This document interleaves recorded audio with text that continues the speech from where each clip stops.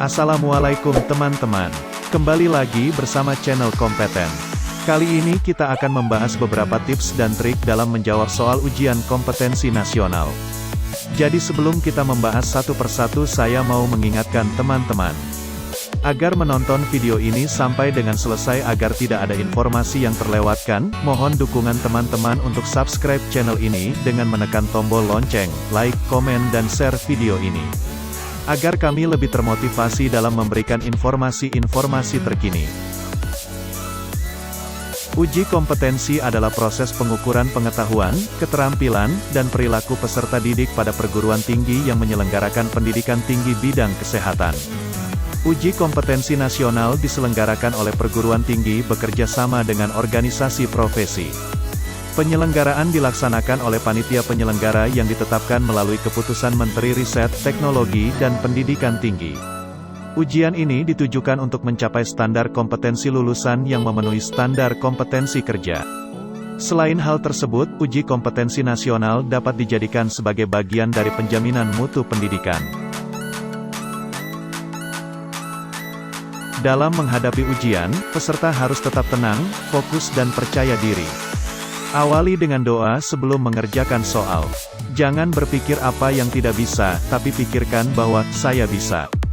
Berikut ini adalah beberapa cara praktis atau tips mengerjakan soal uji kompetensi nasional.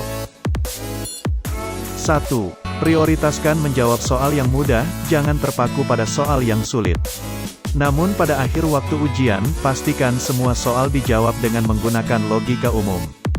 Jawaban benar akan mendapatkan nilai positif 1 dan tidak ada nilai negatif atau pengurangan untuk jawaban yang salah. Maka teman-teman, isi semua jawaban soal yang tersedia.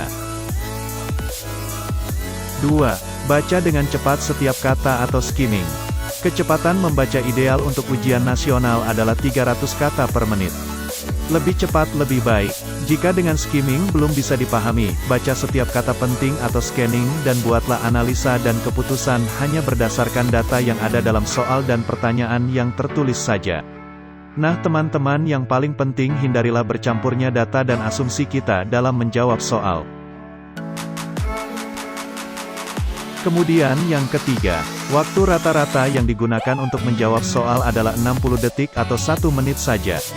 Perhatikan waktu yang tersisa untuk memilih soal yang bisa dikerjakan dengan baik. Secara umum 60 detik dianggap waktu yang cukup untuk mengerjakan satu soal. Jadi jangan tergesa-gesa ya teman-teman, fokus pada jawaban soal.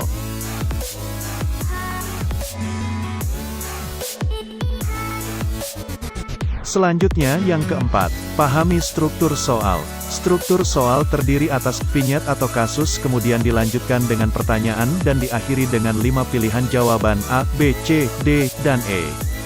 Dalam soal uji kompetensi nasional, hanya disediakan satu pilihan jawaban yang paling benar. Berbeda dengan soal pada umumnya, dalam pilihan jawaban tidak ada semua jawaban benar atau bukan salah satu jawaban di atas. Jadi teman-teman harus fokus ya dalam memahami soal. Dan yang terakhir teman-teman, perlu diketahui vignette biasanya berisi kasus klinis. Perhatikan 3 hal penting ini, keluhan utama yang ditampilkan, kemudian data klinis yang disajikan, dan tempat pelayanan yang terjadi dalam kasus tersebut. Kemampuan menghubungkan 3 hal penting tersebut dapat membantu mengarahkan untuk mengeliminasi 4 pengecoh atau distraktor dan mencari satu pilihan jawaban yang paling tepat.